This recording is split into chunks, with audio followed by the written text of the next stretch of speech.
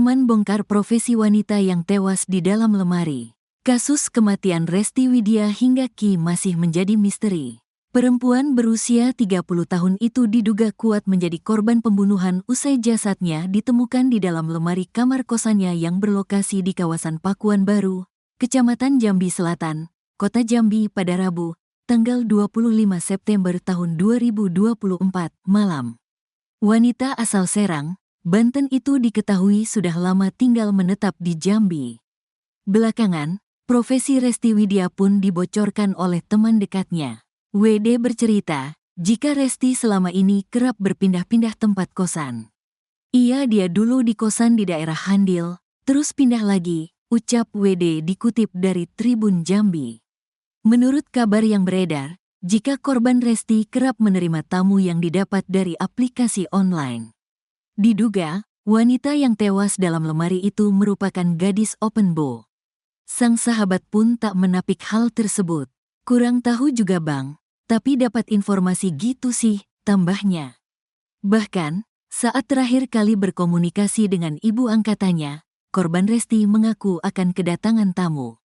Namun, sejak saat itu Resti tak ada lagi kabar hingga akhirnya ditemukan meninggal dunia. Sehari sebelum kejadian tepatnya tanggal 24 September tahun 2024, Resti Widya yang tadinya akan ke rumah ibu angkatnya yakni Levi mendadak batal. Sebab, hari itu korban mengaku kedatangan tamu ke kosannya. Belum diketahui secara pasti siapa sosok tamu tersebut. Diduga, sosok itu merupakan orang yang terakhir kali bertemu dengan korban. Itu rencananya malam itu, sehari sebelum pembunuhan, dia, korban, mau ke rumah saya. Jam 10 dia hubungi saya, Resti mau ke rumah tante. Setelah itu 5 menit setelah itu dia telepon lagi, enggak jadilah Resti ke sana, ada orang mau datang, tamu mau datang. Itu komunikasi terakhir, kata Levi. Sementara itu, Kapolsek Jambi Selatan, AKP Suwondo, menjelaskan sejumlah barang berharga milik korban hilang. Barang yang hilang adalah tabungan dan kalung, mungkin ada juga barang lain yang belum kita ketahui, kata Suwondo, Jumat, tanggal 27 September tahun 2024. Ia menambahkan bahwa pihak kepolisian akan kembali mendatangi lokasi kejadian untuk mengecek barang-barang milik korban yang mungkin hilang.